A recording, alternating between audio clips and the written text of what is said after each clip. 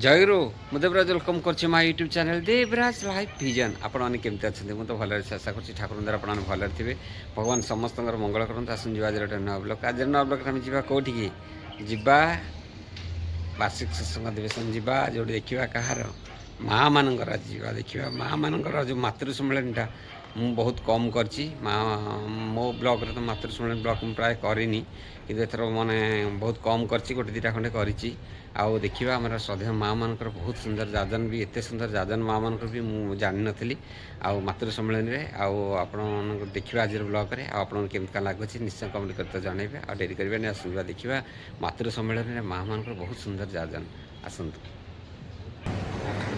भक्ति पुस्तक बहुश्रेष्ठ ईश्वर पुरुषोत्तम अब्रह्म स्तंभधाता शब्दस्थ नमस्ते परम प्रेम परम दया श्री ठाकुर परमार्थ जगजननी श्री बड़मा परम पूज्यपाद श्री बड़दा आजिर आचार्य एवं ठाकुर परिवार प्रत्येक चरण कमल मोर कोटि कोटि प्रणाम निवेदन करे एवं एठी उपस्थित समस्त को मोर आंतरिक आदर जय ठाकुर कथा कहिबार योग्यता तमर नाही से दया कले मुक्तम करति वाचन पंगु लघयते गिरे जकृपा तमो बन्ते परमानंद मार्ग तांको दया रे तांको किछि कथा कहने चेष्टा रखिबे ठाकुर गोटे गाणी को मोर कथा आरंभ करछि जागरे लक्ष्मी दल तुमे न जानिले देशर हेबो अमंगल आजिर आदर्श गोटे परिवार समाज के गोटे नारी भूमिका अग्रगण्य नारी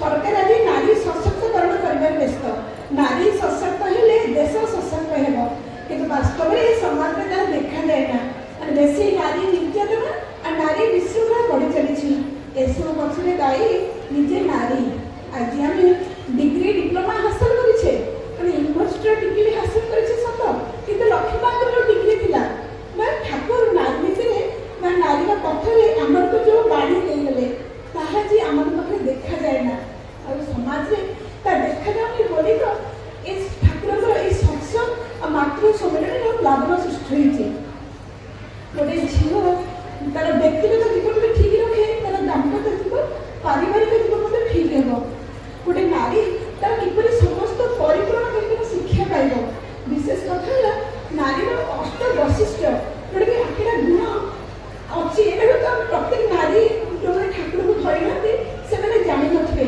8टा गुण निष्ठा धर्म सेवा शुश्रूषा साहाय्य संरक्षण प्रेरणा और प्रजनन ठाकुर कहते तुम गोटे हरल तेरे तुम पाखे कौन रहा तेरे अष्ट वैशिष्ट्य प्रस्फुटित हाँपाई जीवन में जड़े आदर्श गुरु भगवान दरकार धरी चलिए आम प्रत्येक पथ सुगम हो से गोटे झी आसी ठाकुर को प्रणाम करुच्छे ठाकुर हाथ उठी जाऊँगी प्रणाम उद्देश्य भक्तगण कहते ठाकुर तो छोट पिला ठाकुर कहते से छोट झी भितर थी तार मातृत्व को प्रणाम करुच्छी जगत में 2 जन श्रेष्ठ जड़े स्रष्टा जे सृष्टि रचना करे आ जड़े नारी जो उभय पुरुष और नारी को जन्म दिए बोले भावतु नारीटा जीवन सार्थक केतबेले खाली जन्म भितर नुहे जब गोटे से गोटे भल सन्तान जन्म दिए से जीवनटा सार्थक हो ठाकुर गोटे अच्छी झीलर चाकरी चरण बेशभूष एमती कर पुरुष मन में गोटे श्रद्धा भक्ति भाव जागृत हम से ठाकुर नारी भितर प्रथम बाड़ी देले झील मोर तुम सेवा तुम चलवा तुम चिंता तुम कहवा पुरुष जनसाधारण भितर जपरी एपरी गोटे भावना सृष्टि करे जो से अवनत मस्तक मतजात हो सत्संभ्रमे भक्ति गदगद हुए माँ मोर जननी मोर कही मुग्ध हुवंती तृप्त हुवंती तेबे ही तुम्हें नारी तेबे ही तुम्हें सती प्रथमे नारी हुओ तापरे सती हुओ तेबे जाई तुम्हें गोटे देव प्रतिभा सन्तान जननी हो पार सती नारी कि वास्तव में जब गोटे बड़मान कथा कहबी थे गोटे स्वामी स्त्री दाम्पत्य कलह नहीं आसने ठाकुर पाखक ठाकुर कहते बड़मा को डाकुं बड़मा तुम मो भर के मन मालिना हो बड़मा कहते मोर मन बोली कि नहीं तुम मन ही मोर मन से गोटे मन नहीं चलुले तेरे स्वामीर मन छाड़ी चलवा हो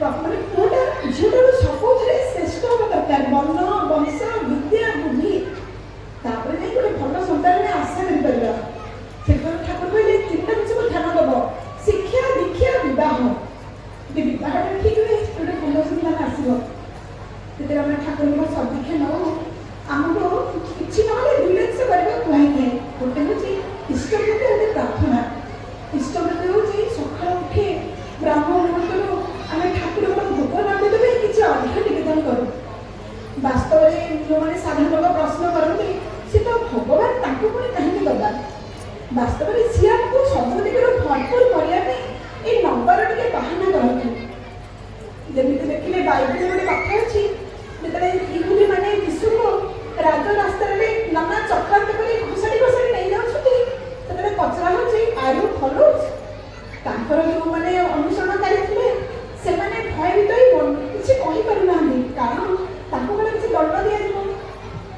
କିନ୍ତୁ ସେ ସମୟରେ ଜଣେ ଦେହଜୀବୀ ମହିଳା ମାରି ପେବନା, ଯିଏକି ଠାକୁରଙ୍କର ଚରଣାସ୍ଥ ହୋଇ ସେ ଦେହ ସେ ଯେଉଁ ପାପ କାମରୁ ଦୂରେଇ ରହିଥିଲେ, ସେଦିନ ତାଙ୍କର ଜୀବନ ଯାକର ଯେତିକି ରୋଜଗାର ତା ପ୍ରତି ବଦଳରେ ଦାମୀ ଦାମୀ ଅତର ଆଣି ଯୀଶୁଙ୍କ ପାଦ ପ୍ରକ୍ଷାଳନ କରିଦେଉଛନ୍ତି।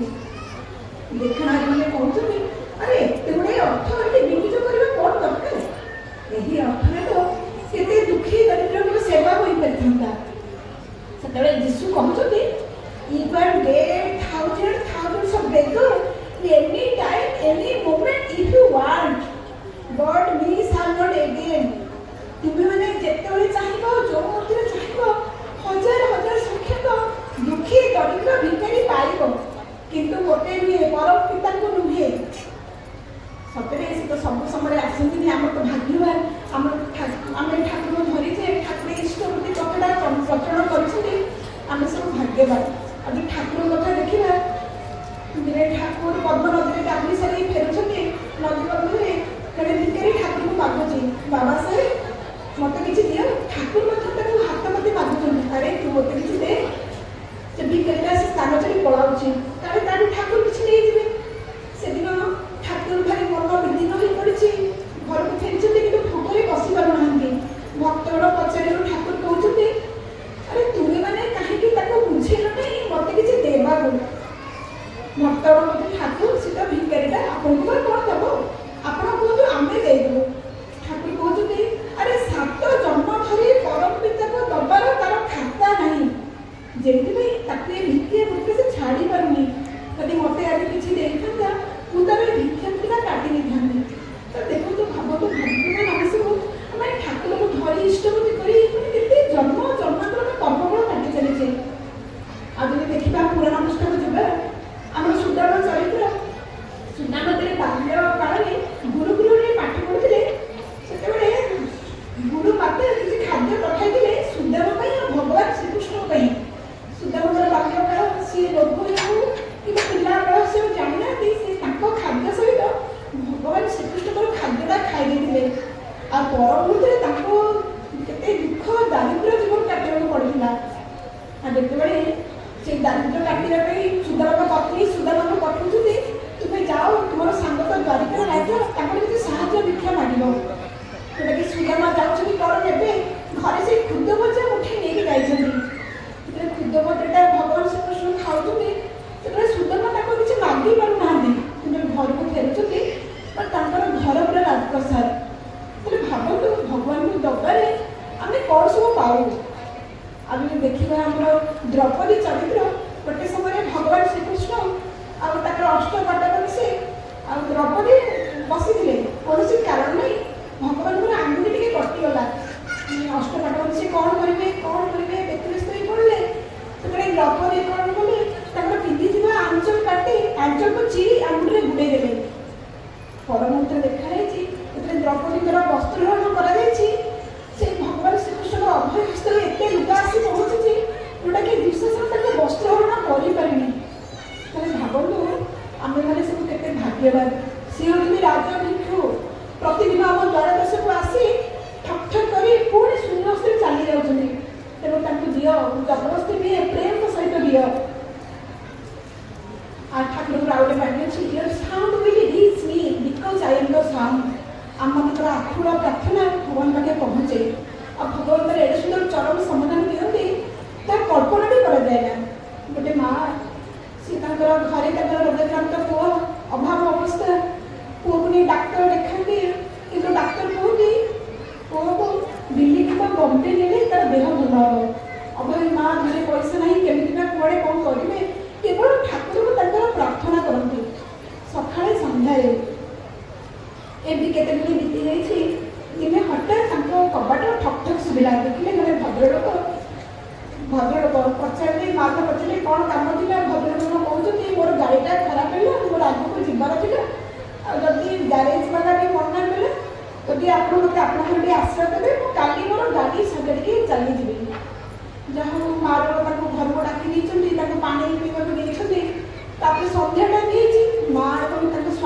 ପ୍ରାର୍ଥନା କରିବାକୁ ବସିଛନ୍ତି।